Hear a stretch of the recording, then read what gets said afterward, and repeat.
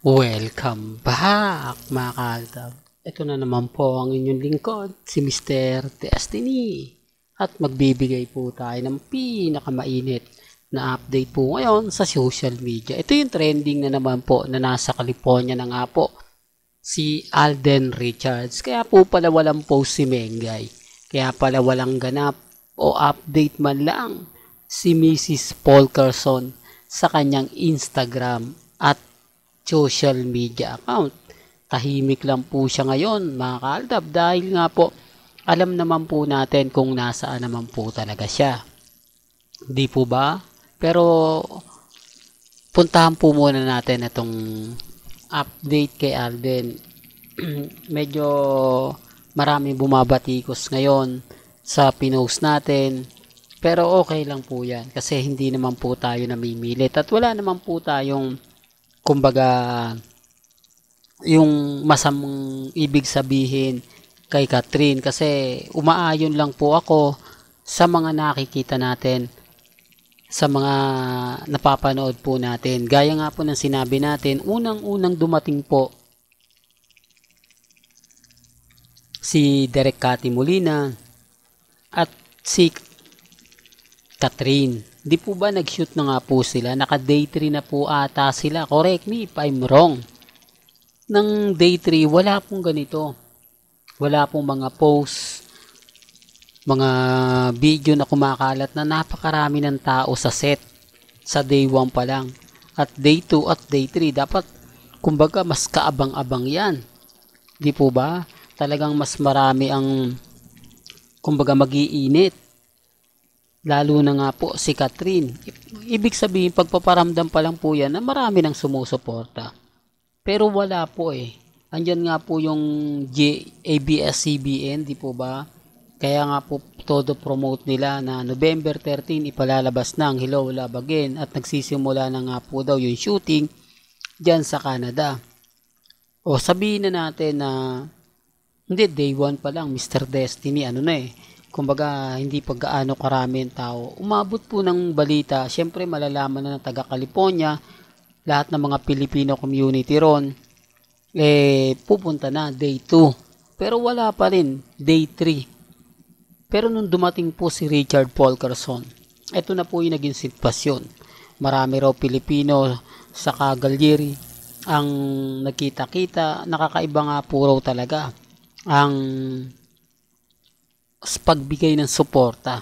Kaya ako nga po nasabi to na mas sikat po talaga si Alden Richards pagdating sa ibang bansa.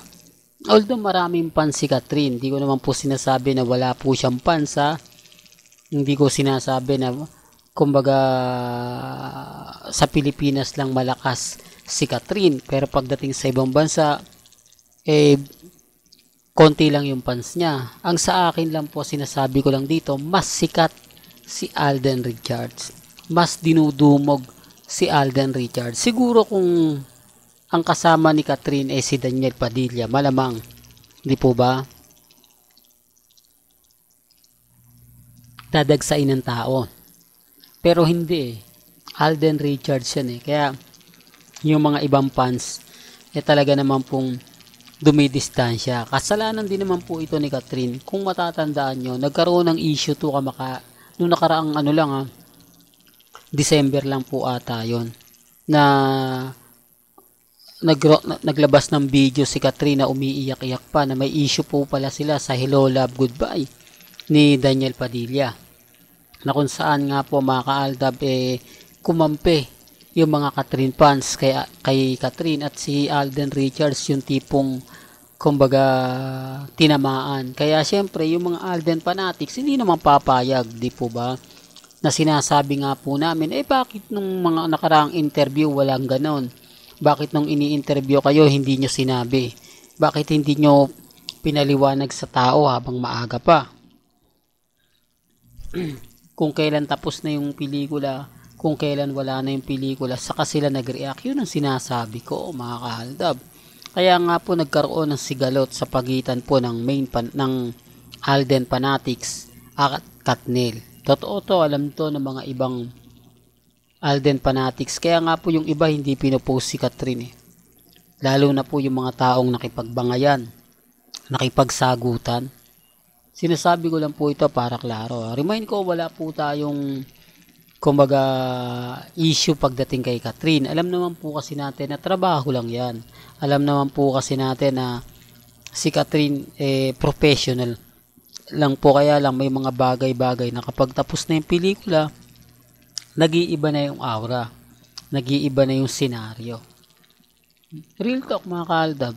Pero bago natin ituloy itong magandang update na to, kung bago ka lang sa channel na to at isa kang true-blooded Aldab Nation na nagmamahal kina Mengay at Tisoy, tama po ang channel na pinuntahan mo, kaya consider na po kitang bagong subscriber. At huwag mong kalimutang i-share ang mga video po natin sa mga mami, sa mga titas, at sa mga senior. Re-remind ko lang po at paulit-ulit kong sasabihin. Walang post si Main Paul Carson. Walang ganap kay Main Paul Carson. Huwag po kayong maniniwala sa mga nakikita ninyo sa social media. Ini-edit lang po yun. Para lang po masabi na si Alden Richards, si Congressman at si Mengay magkasama. At wala po sila sa Europe. Yan po yung katotohanan. Pero hindi ko po kayo pinipilit. Hindi ko po pinipilit yung mga taong ayaw maniwala. Hindi ko po kumbaga makukuha talaga yung attention po ninyo. Sabi ko nga, kung 2015 ka lang at 2019, mas madali tayong magkakaintindihan Mas madali tayong magkakaunawaan na yung mga sinasabi ko. Na hindi na natin pang kailangan pang questionin ng isa't isa. Pero kung baguhan lang po, yung mga 2020 hanggang 2024, kundi mura pang alipusta makukuha ko at may banta pang pananakot. Sasabihin pa sa akin na makukulong ka na, Mr. Destiny, kasi puro ka fake news, puro ka kumbaga may anak na sila, puro ka Mrs. Paul Carson, hindi ka na nahiya kay Congressman Arjo, wala ka ng kumbaga ganto ganyan. Remind ko lang po sa inyo, bago po kayo mag-react, pansinin nyo po muna kung ilang years na po kami.